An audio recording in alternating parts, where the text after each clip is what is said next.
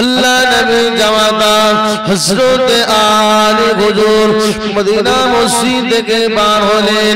যেই না বার হলেন এমন ভাবে প্রতিমধ্যে একজন ভিখারি এসে হযরত আলী হুজুরকে দেখে লক্ষ্য করে বললেন, ও নবীর জামাতা হযরত আলী হুজুর, এমন ভাবে আমাকে কিছু দেন, আপনি নবীর দরবার থেকে এসেছেন, আপনি নিশ্চয়ই কিছু পেয়েছেন, আমাকে কিছু দেন। ও ভাইজানেরা, ও নবী পাকের উম্মত উম্মতানেরা, শুনে রেখে দেন, জেনে রেখে দেন।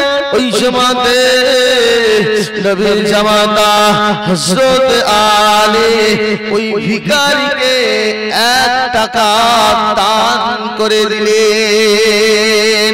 আর ওদের বলে সুবহানাল্লাহ। সাহাবাদেরকে নিয়ে কোরআন হাদিসের কথা বলছে। আর সাহাবাদের গনিমতের মাল থেকে কোন সাহাবাকে আল্লাহর নবী 100 টাকা, কোন সাহাবাকে আল্লাহর নবী 70 টাকা, কোন সাহাবাকে আল্লাহর নবী 50 টাকা, কোন সাহাবাকে আল্লাহর নবী 30 টাকা, এবং আল্লাহর নবীর জামাতা হযরত আলী হুজুরকে আল্লাহর নবী দিলেন 3 টাকা। কত? 3 টাকা। 3টা টাকা, 1 টাকা না, 2 টাকা না, 3 টাকা। মদিনা মসজিদ থেকে ক টাকা দিলে? 1 টাকা। থাকে কত? 2 টাকা। 3 টাকার ভিতরে 1 টাকা দিলে থাকে 2 টাকা। আল্লাহ নবীর জামাতা হযরত আলী হুজুর ওই সময়তে কি করেছিল? 2 টাকা নিয়ে মদিনা বাজারে চলে গেলেন।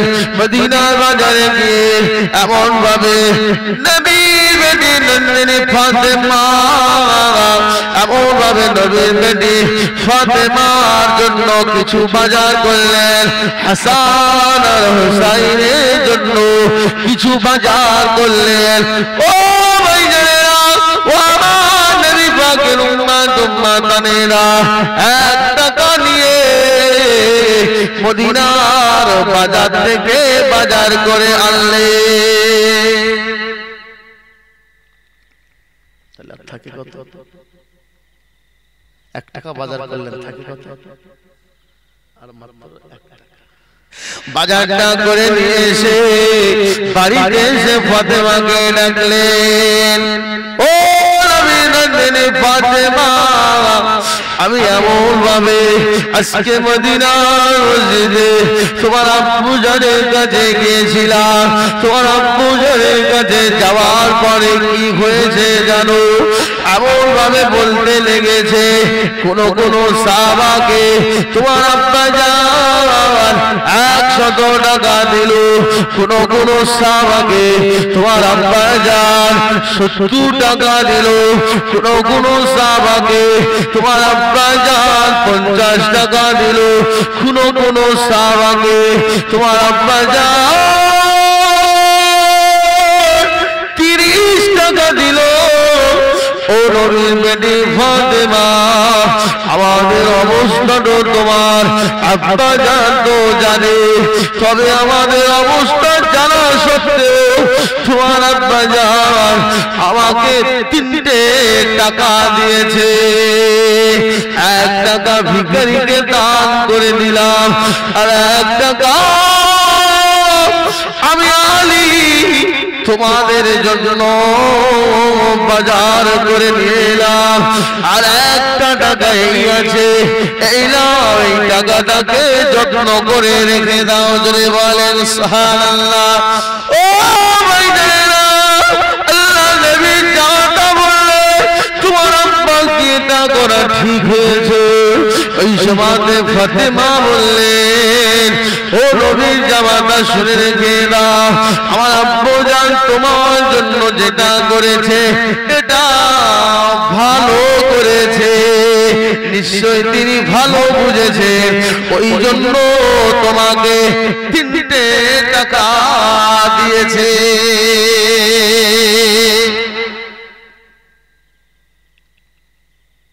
ভালো বুঝে তো দিয়েছে তোমাকে, খারাপ বুঝে দেইনি আমার আব্বা, নিশ্চয়ই ভালো কিছু বুঝেছেন ওই জন্য দিয়েছে। তখন হযরতে আলী হুজুর কি বলছে জানেন? তোমার আব্বা দিয়েছে, তুমি তোমার আব্বার বিপক্ষে বলতে পারবে? যেটা দেওয়া ঠিক হয়নি তুমি তো বিপক্ষে তো বলতে পারবে না, কারণ তোমার আব্বা দিয়েছে। দেখবে মেয়েরা কিন্তু বাপের প্রতি একটা টান, একটা মহব্বত, ভালোবাসা আছে না? মেয়েদের বাপের প্রতি কিন্তু বেশি টান, আর ছেলেদের কার প্রতি? মায়ের প্রতি। যে মায়েরা দেখবেন ছেলেদেরকে বেশি মহব্বত করে, আর বাপেরা দেখবেন মেয়েদেরকে বেশি মহব্বত করে। কথাটা ভুল বললাম? যে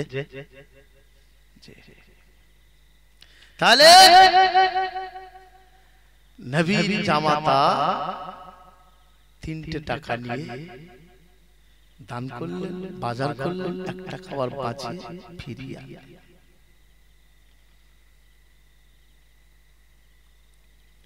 কিন্তু দুনিয়ার জমিনে এমন এমন মানুষ আছে মেয়েদের প্রতি কিন্তু অবিচার করে। কেমন? জমি জায়গা সয় সম্পত্তি গুলো অনেকে ছেলেদের নামে লিখে দেয়, মেয়েদেরকে ফাঁকি দেয়। দেয় কি দেয় না? তবে এদেশে আপনাদের এদিকে মনে হয় এগুলো হয় না, আমাদের ওইদিকে হয়। যে এদিকে মনে হচ্ছে হয় না, ওইদিকে হয়। তবে হুকুকুল্লাহ আর একটা হলো হুকুকুল ইবাদ, একটা হলো আল্লাহ পাকের হক, আর একটা হলো বান্দার হক। ও আমার ভাইজানেরা, ও নবী পাকের উম্মত উম্মতানেরা, শুনে রেখে দেন, জেনে রেখে দেন, একটা হলো আল্লাহ পাকের হক, আর একটা হলো বান্দার হক। দুনিয়ার জমিনে আপনি যাই করেন না কেন, হক যদি নষ্ট করেন, আপনার জীবনের কোনো ইবাদত আল্লাহ পাকের দরবারে কবুল হবে না। আপনি নামাজ পড়েননি, রোজা রাখেননি, ইবাদত বندگی করেননি, ফায়াগফিরু লিমান ইয়াশা ওয়া ইউআযিবু মান ইয়াশা। আল্লাহ পাক ইচ্ছা করলে আপনাকে maaf করতে পারে, আল্লাহ পাক ইচ্ছা করলে আপনাকে ক্ষমা করতে পারে, আল্লাহ পাক ইচ্ছা করলে আপনাকে জাহান্নামীও বানাতে পারে। কেন না আপনি নামাজ পড়েননি, রোজা রাখেননি, ইবাদত বندگی করেননি। এই কারণে আল্লাহ ইচ্ছা করলে maaf করতে পারে, আবার আল্লাহ ইচ্ছা করলে আপনাকে জাহান্নামী বানাতে পারে। কিন্তু হুকুকুল ইবাদ, যেটা হলো বান্দার হক, যদি কেউ বান্দার হককে নষ্ট করে, বান্দার ইনসাফকে নষ্ট করে, আল্লাহ পাক তাআলা জীবনের গুনাহগুলো maaf করতে পারবে না।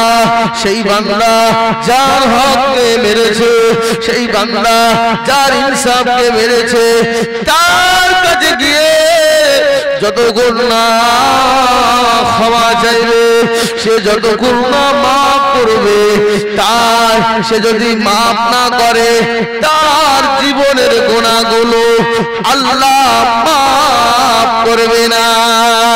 জোরে বলে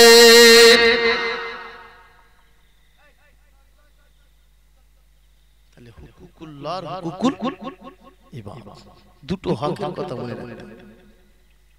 ও ভাইয়েরা, ও আমার নবী পাকের উম্মত উম্মতানেরা, শুনে রেখে দেন, জেনে রেখে দেন। আল্লাহ নবী আরাফার ময়দানে দোয়া চাইলেন, আল্লাহ পাক হাজী বান্দাদের জীবনের গুনাহগুলো maaf করে দেন। আরাফার ময়দানে আল্লাহ নবী দোয়া কবুল হলো না। আল্লাহ নবী ওই রাত্রে ওখান থেকে মুজদালিফায় চলে গেলেন। মুজদালিফায় গিয়ে আল্লাহ নবী দোয়া চাইছেন হাজী বান্দাদের জন্য। ওখানে আল্লাহ নবীর দোয়া আল্লাহ পাকের দরবারে কবুল হলো না। হজের কাজকে সমাধা করে কাবা শরীফের কিলা ধরে আল্লাহ নবী রোনাজারি করতে লেগেছে। আল্লাহ আমার গুনাহগার উম্মতানিদের জীবনের গুনাহগুলো মাফ করে দেন। ও ভাইজানেরা, ও আমার নবী পাকের উম্মতানেরা শুনে রেখে দেন, জেনে রেখে দেন। ওই সময়তে আল্লাহ বললেন আপনি কাঁদবেন না, আপনার খাতনাটাকে আমি আল্লাহ পাক সহ্য করতে পারি না। আমার ভাবি আপনি কাঁদবেন না, আপনার চোখের পানিটা আমি আল্লাহ ধৈর্য রাখতে পারি না। ও ভাইজানেরা, ও আমার নবী পাকের উম্মতানেরা শুনে রেখে দেন, জেনে রেখে দেন। ওই সময়তে আল্লাহ বললেন ভাবে আপনি কি চান বলেন। আল্লাহ নবী বললেন ওগো রব্বুল আলামিন আল্লাহ পাক হাজী বান্দারা দূর দূরান্ত থেকে আসবে, কাবা শরীফকে তওয়াফ করবে। আমি রাসূলুল্লাহ আমার মাজারের পাশে গিয়ে সালাম দেবে, আসসালাতু ওয়াসসালামু আলাইকা ইয়া রাসূলুল্লাহ, আসসালাতু ওয়াসসালামু আলাইকা ইয়া হাবিবাল্লাহ। আল্লাহ নবী জানালেন মান জা কবরি وجبت له شفاعة كما قال النبي صلى الله عليه وسلم। আল্লাহ নবী ফরমাচ্ছে যে বান্দা বান্দি আমি রাসূলুল্লাহ আমার মাজারের পাশে গিয়ে সালাম টুকু দেবে, আমার মাজারের পাশে গিয়ে সালাম টুকু দেবে, আমি রাসূলুল্লাহ হাবিবাল্লাহ আমার সাথে যেন জীবিত জিন্দা মোলাকাত করে গেল। আর ওদের বলে সুবহানাল্লাহ। ও আল্লাহ নবী বললে ওগো রব্বুল আলামিন আল্লাহ পাক তাদের জীবনে যত গুনাহ মাফ হবে আমি রাসূলুল্লাহ হাবিবাল্লাহ আমার চোখের পানিটা বন্ধ হবে না। ও ভাইয়েরা, ও আমার নবী পাকের উম্মতানেরা ওই সময়তে আল্লাহ বললেন আমার হাবিব আপনি আর কাঁদবেন না, আমি আল্লাহ সব গুনাহকে মাফ করতে পারি।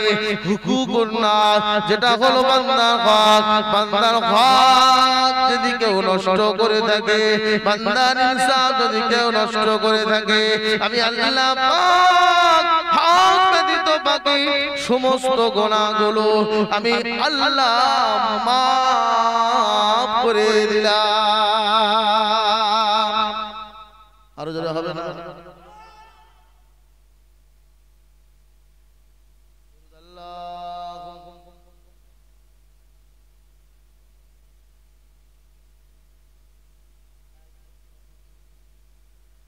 আল্লাহুম্মা সাল্লি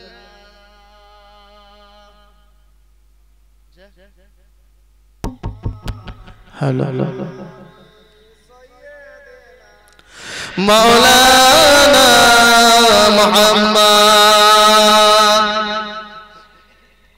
তাহলে এবার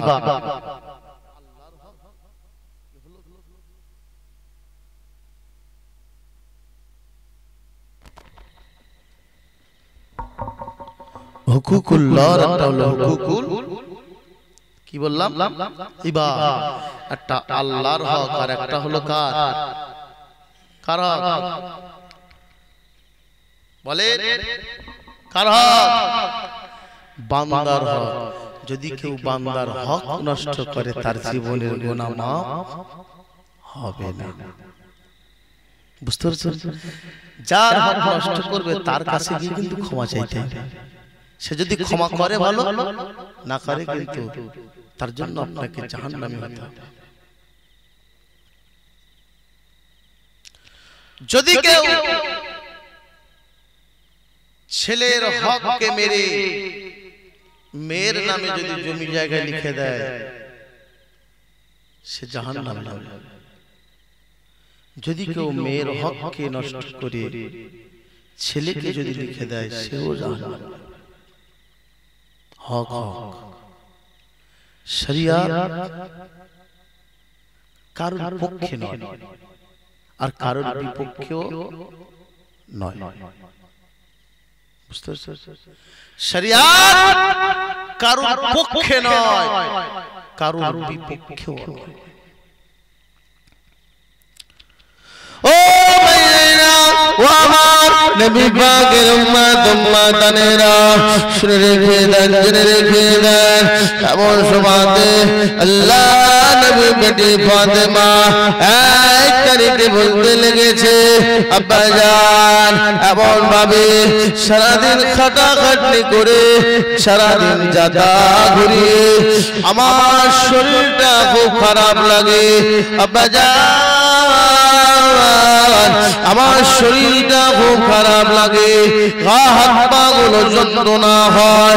ও ভাইয়েরা ও আমার নবী পাকের উম্মত উম্মতানেরা, শুনে রেখে দেন, জেনে রেখে দেন। ওই সময়তে আল্লাহ নবী বললেন, ও আমার কলিজার টুকরি বেটি রে, আমি রাসূলুল্লাহ তোমাকে জানিয়ে দিলাম, তুমি যদি এমন ভাবে এশা নামাজ পড়ে 33 বার সুবহানাল্লাহ, 33 বার আল্লাহু আকবার, 33 বার এমন ভাবে সুবহানাল্লাহ আলহামদুলিল্লাহ 33 বার এবং 34 বার আল্লাহু আকবার পড়ে যদি, ও ভাইয়েরা শুনে দেন, এমন ভাবে যদি তুমি হাতের তালুতে ফু দিয়ে তোমার যন্ত্রণার স্থানগুলো যদি এমন ভাবে মালিশ করে না, আমি রাসূলুল্লাহ তোমার আব্বুজান জানিয়ে দিলাম, তোমার সমস্ত গায়ের যন্ত্রণাগুলো সব আল্লাহ নিবারণ করে দেবে।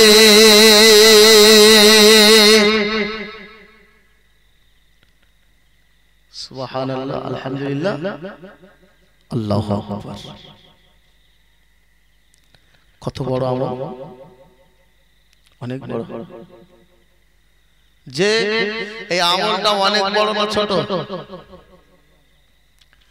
আমলটা দেখাচ্ছে ছোট, কিন্তু অনেক অনেক অনেক কোন নিয়ামত বেশি, অনেক বড় কিন্তু ইবাদত।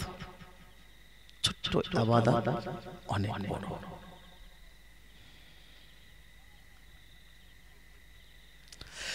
এই ছোট ছোট ইবাদত গুলো কিন্তু আমরা ছেড়ে দিচ্ছি।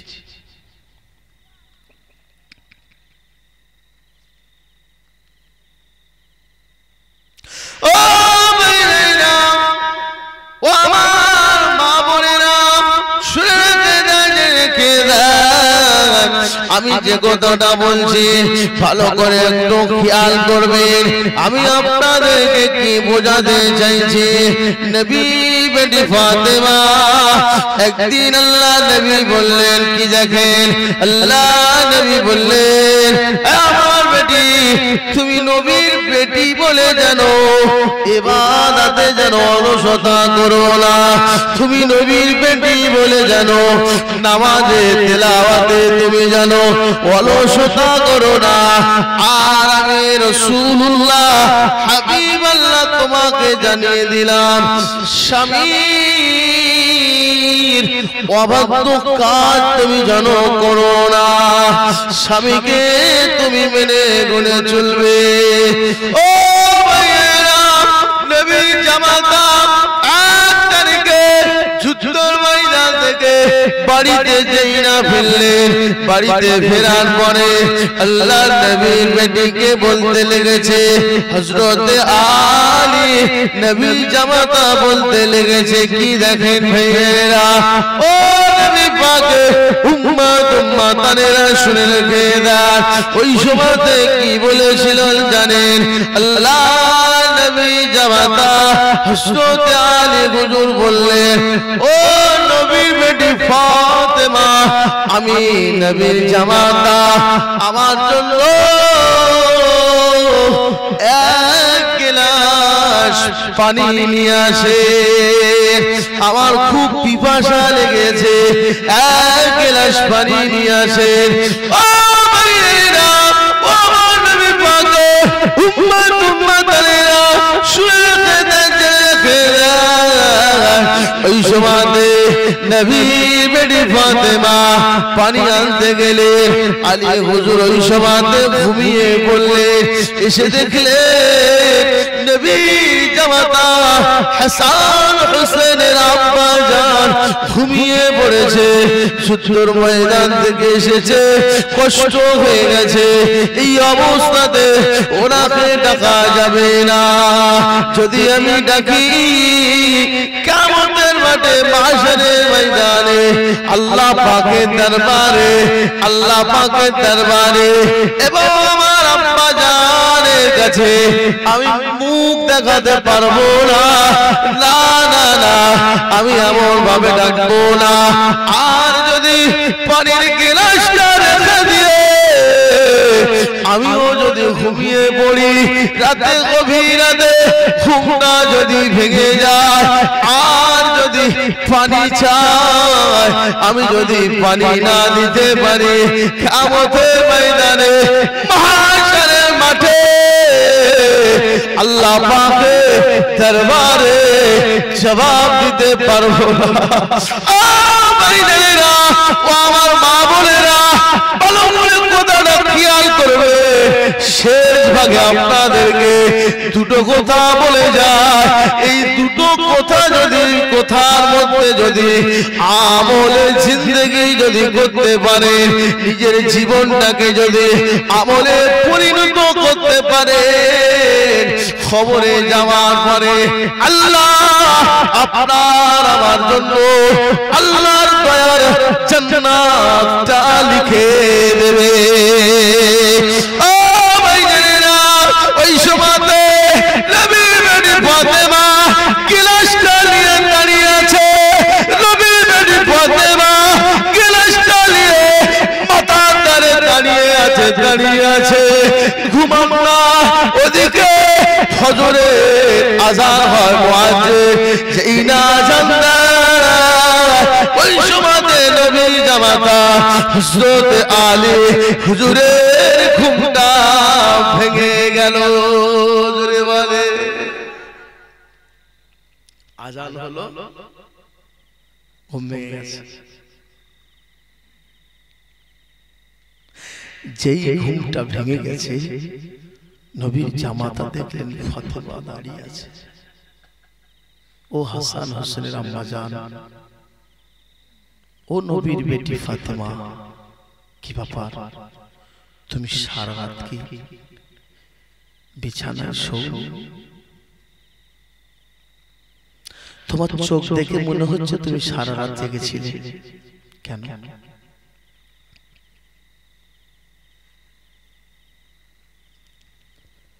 তুমি নবীর বেটি ফাতেমা তুমি ঘুমাওনি কেন ও হাসান হোসেনের আম্মা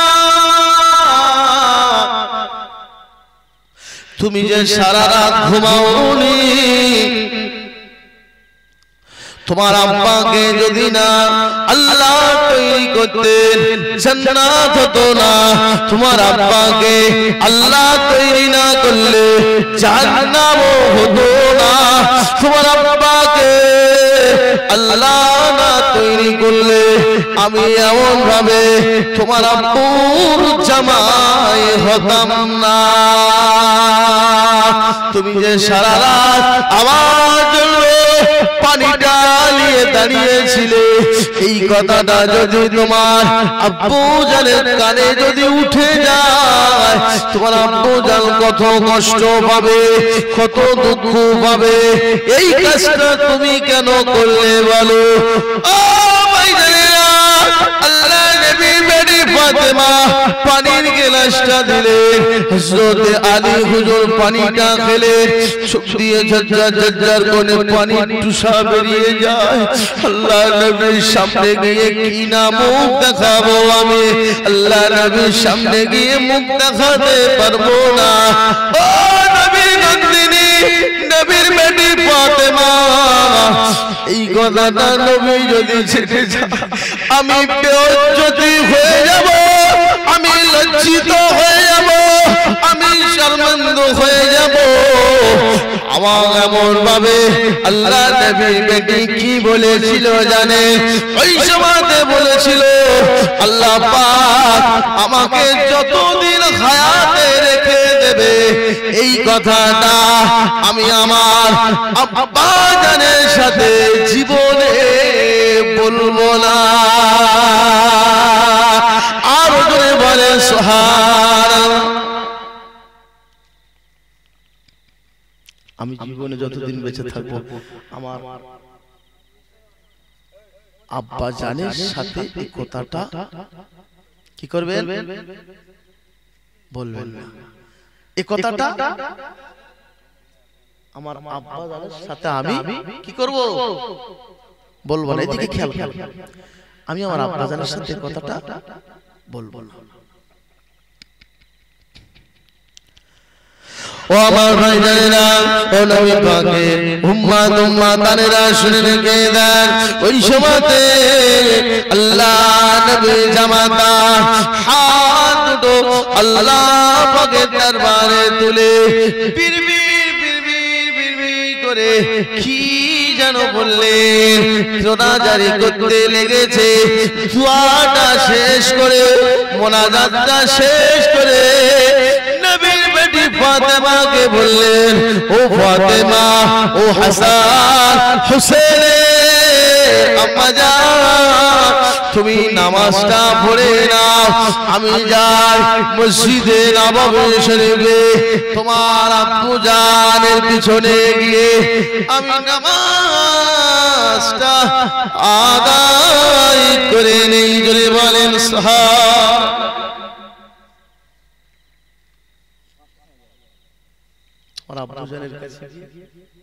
আমি কি করব? নামাজটা পড়ে নিই, জামাতের সাথে নামাজটা পড়ে নিই। মসজিদে নববী শরীফে নামাজ হয়ে গেল।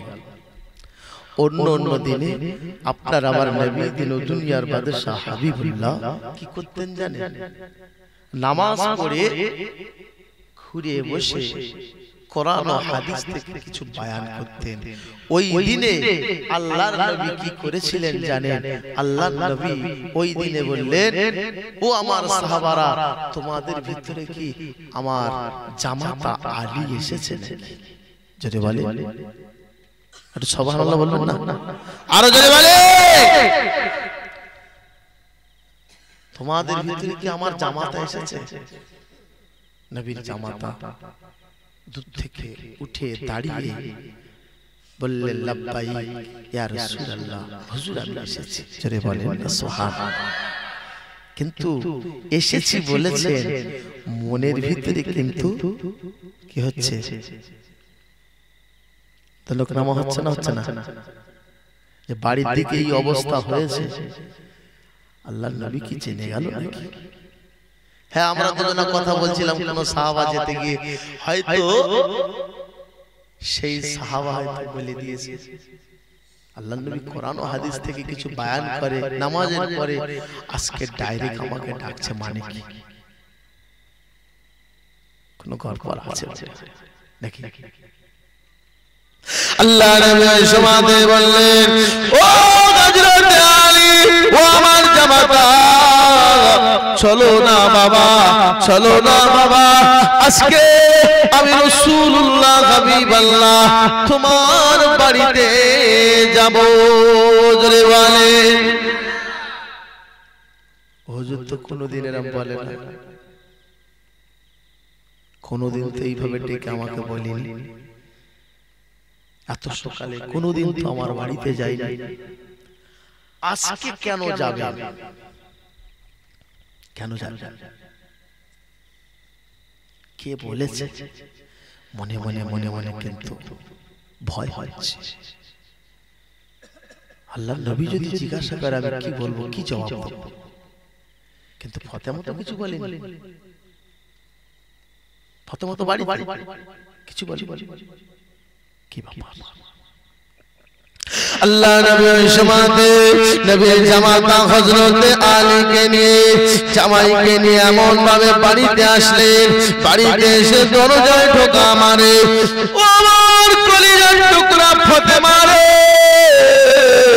দরজা খানা খুলে দাও, ও আমার ফাতেমা, ও কলিজার টুকরা ফাতেমা, দরজা খানা খুলে দাও।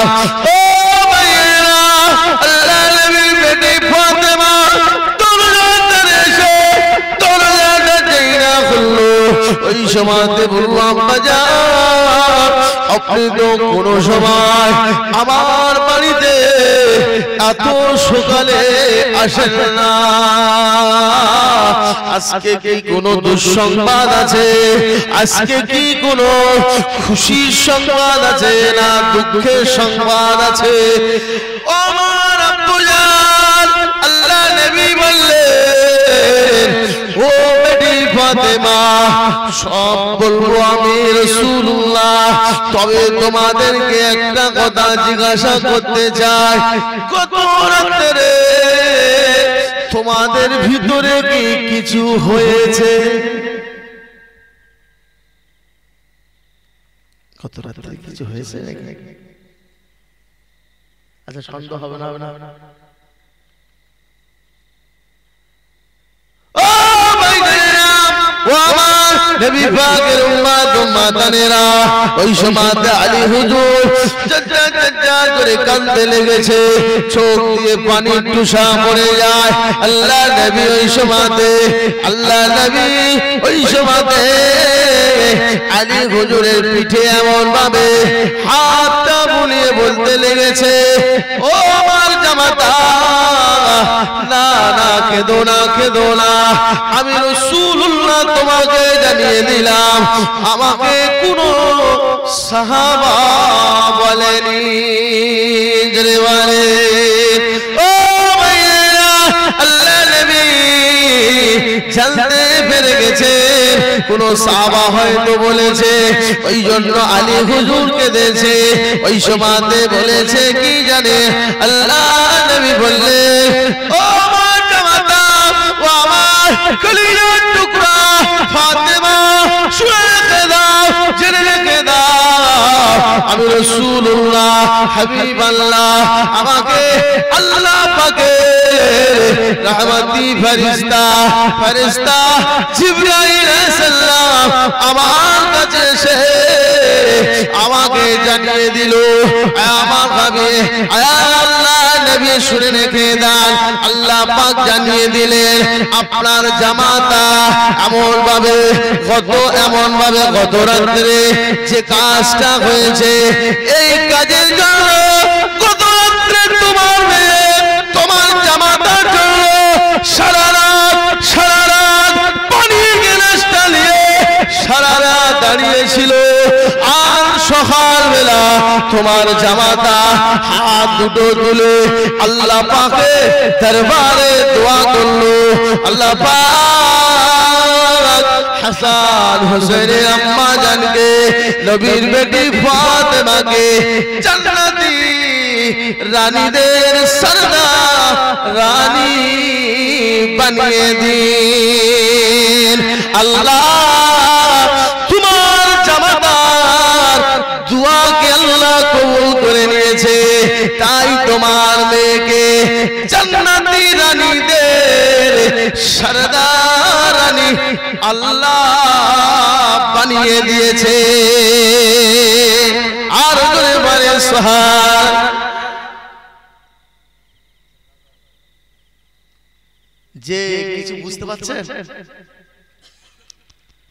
সারা রাত ধরে পানির গেলাসে দাঁড়িয়ে রয়েছে, আর আপনার আমার স্ত্রী যদি একবার পানি চাওয়া হয় আর যদি অন্য কোনো কাজ করে, তুমি দেখতে পাও না চোখে কি তোমার 40 হয়েছে নাকি? কি বলবে না বলবে না ভাই? আমি একটা কাজ করছি দেখতে পাচ্ছ, তুমি ঢেলে খাও না। ও আমার মা বোনেরা, ফাতেমার মতন মা হতে গেলে তোমাকে স্বামীর হুকুমকে মানতে হবে, পালন করতে হবে। স্বামী ঘুমাচ্ছে, কই তুমি পানি চাইলে, তুমি ভাত চাইলে ঘুমাচ্ছ, বলবে না বলবে না? এদিকের মা বোনের নাম করে এই শেষ রাতে বলে আর মারটার খাবো নাকি, যে এদিকে নাম বলে না, যা বলে আমাদের ওদিকে, এদিকে কিছু বলে না। এদিকের মা বোনেরা খুব ভালো, যে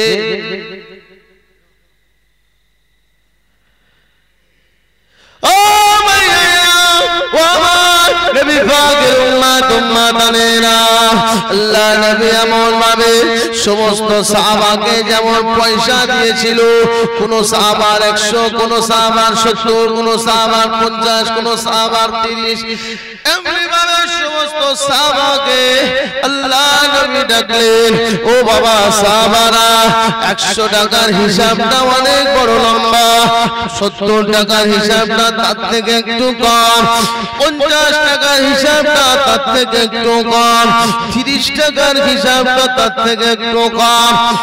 আমার জামাতা হযরত আলী, আমি রাসূলুল্লাহ হাবিবাল্লাহ, আমি চাই না, আমি হাবিবুল্লাহ, আমি চাই না আমার জামাতা কোন বিপদে না পড়ে যায়। ওই জন্য আমি রাসূলুল্লাহ হাবিবাল্লাহ তোমাকে 3টে টাকা দিয়েছিলাম। ও আমার জামাতা শুনে রেখে দাও, রেখে দাও, আমি রাসূলুল্লাহ হাবিবাল্লাহ জানিয়ে দিলাম, আমি হাবিবুল্লাহ বলে দিলাম, আমার জামাতাকে তো আমি জাহান্নামের দিকে ঠেলে দিতে পারি না। ও জামাতা হযরত আলী, আমি রাসূলুল্লাহ তোমাকে জানিয়ে দিলাম, ধনী মানুষের থেকে গরিবরা 500 বছর আগে আল্লাহ পাকের দয়ার জান্নাতে চলে যাবে। আর জোরে বলে সুবহানাল্লাহ, নারে তাকবীর।